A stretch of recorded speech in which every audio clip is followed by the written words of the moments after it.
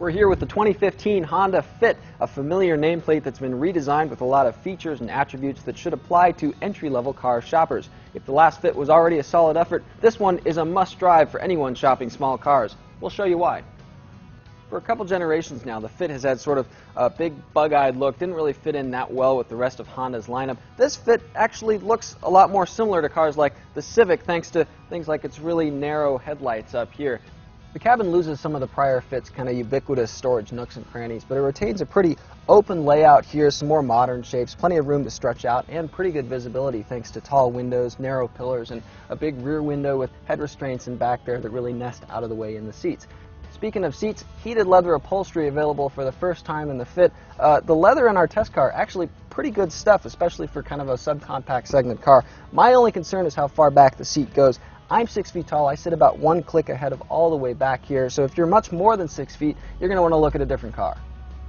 Overall cabin quality is kind of interesting. Honda invested in some low-gloss padded stuff here along the passenger side section of the dash, but the upper doors here, even the door armrests, those don't have any padding at all. I don't know why Honda didn't invest there instead of up here, because these are areas where your arms and your elbows actually fall. Standard multimedia includes a backup camera and Bluetooth streaming audio, pretty good for a subcompact class kind of car here.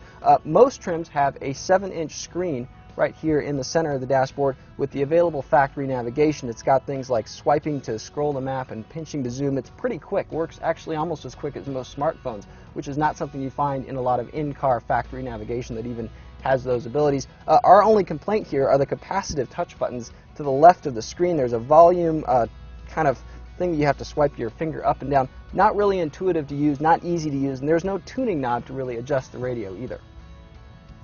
Now, Honda claims nearly 5 inches of additional rear legroom in the redesigned Fit. It's not quite as generous as it sounds. The seat does sit higher off the floor than it did before. Nice high seating position, good thigh support here, but you do lose some headroom in exchange for it. It used to be exceptional in the Fit in the back seat. Now it's just merely okay.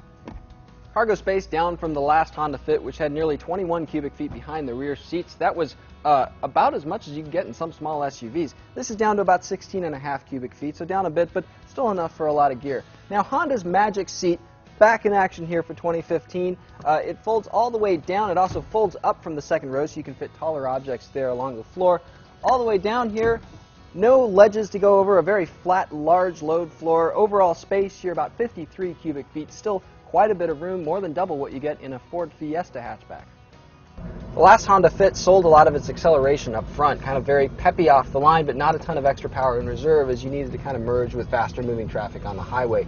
Thanks to a new direct injection 4-cylinder engine, there's more horsepower, but more importantly, more torque in the redesigned Fit. And what that gives you is a lot more kind of mid-range passing power. It gets you up those on-ramps without feeling like you're just overtaxing the engine.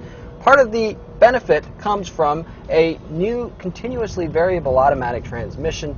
Pretty good response here, not a lot of kind of CVT drone that you'd expect, almost as good as last year's excellent 5-speed automatic transmission.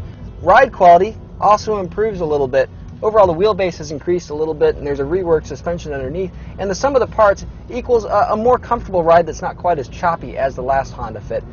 The new Fit isn't a perfect car, but it blends a lot of refinement, utility, features for the money, and must-have technology in a pretty good package. And so if you're shopping for a small hatchback, this is definitely one you got to put on your list.